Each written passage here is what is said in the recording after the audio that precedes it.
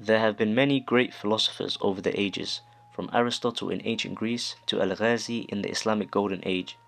These are human beings who have tried to understand how the world works in a deeper, less objective sense. Many philosophers have tried to incorporate the concept of God, a supreme creator, into their ideas.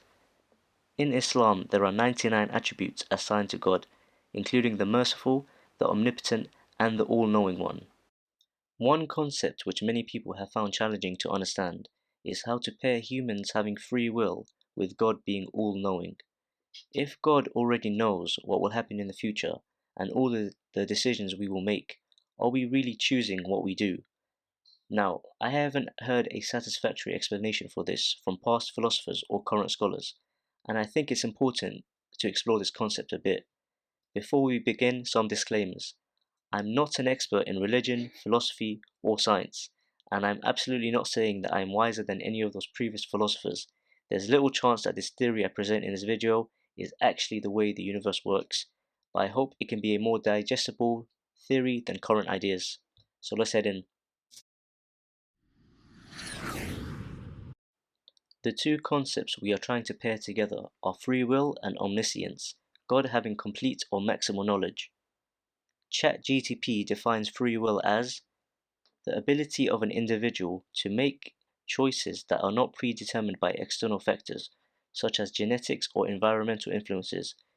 It is the power to make decisions based on one's own reasoning, desires, and preferences, rather than being controlled by external forces beyond one's control.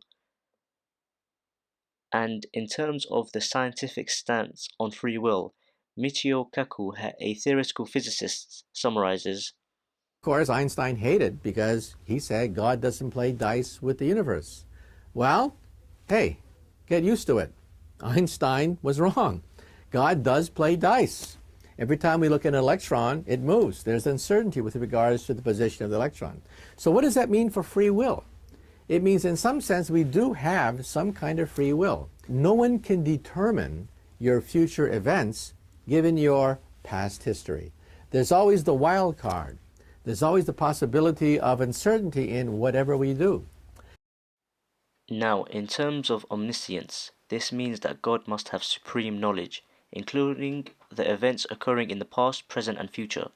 From our modern understanding of physics, we understand time to be its own dimension, which we perceive to be linear. Therefore, it's plausible for a higher dimensional being to have a different insight than us, such as seeing into the future. For our theory to work, both these features must be true. If you haven't been acquainted already, let me introduce you to Schrodinger's equation. Schrodinger's equation is a mathematical formula that describes how a quantum system evolves over time. Formulated in 1926 by Erwin Schrödinger, it gave birth to the modern-day quantum physics. In essence, it suggests that all systems in the world have a property called a wave function, which encodes all possible states the system can be in. By systems, we are talking about small particle interactions, which can then further down be extrapolated to bigger interactions like the ones humans have. When the system is measured or observed, the wave function breaks down and chooses one of those possibilities. Even if this seems unfamiliar, there's a high chance that you've heard of Schrodinger's cat. There's a cat in the box and a button which has a 50-50 chance of releasing poison which will kill the cat. Quantum physics says that when the button is pressed, the cat is in a state of superposition, being both dead and alive, until the box is opened and the cat is observed. When observed, the wave function collapses and the universe has to choose one of the possibilities.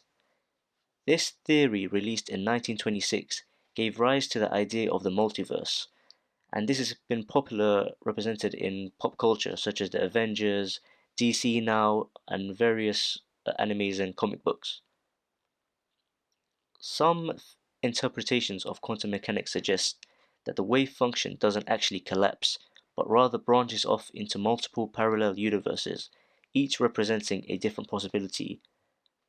However, even though this theory seems exciting, this interpretation is a topic of debate among physicists and philosophers, and there is no direct evidence for the existence of a multiverse. So now that we've taken that important detour into quantum mechanics, you might be wondering, how does this relate to our question? Let me break it down like this. Let's take an instance in time, like right now. Imagine you can take a 3D snapshot of the entire world right now. Wait, that might be a lot to take in. So let's just zoom down to your room. This freeze frame in time has a wave function. There are an infinite amount of possibilities which this system, your room, can take in the next second. For simplicity, let's just represent this as 3 branches in the timeline tree. All these branches also have an infinite amount of states they can exist in the future, and so on and so on. If we think about God being a higher dimensional being which sees time differently, they would be able to view this entire system from the start of the universe to the end. We humans are not able to comprehend the insane amount of computational power needed to process all of this information.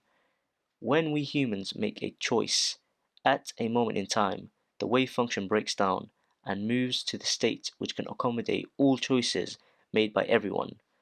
My theory is that there's only one main universe, and once a state is chosen, the other universes cease to exist. So this is it. We humans have free will because we are able to determine which branches of the multiversal tree we can go down until we reach our final destination.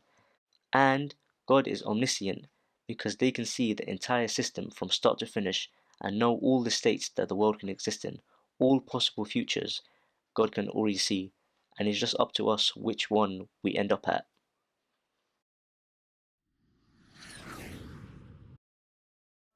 I don't know if I was able to explain that as clearly as it was in my head, but I hope that it gives you guys something to think about and maybe even a new perspective on the long asked question between God and free will. So thank you for watching. Please leave a like and a comment and subscribe if you want more thoughtful content.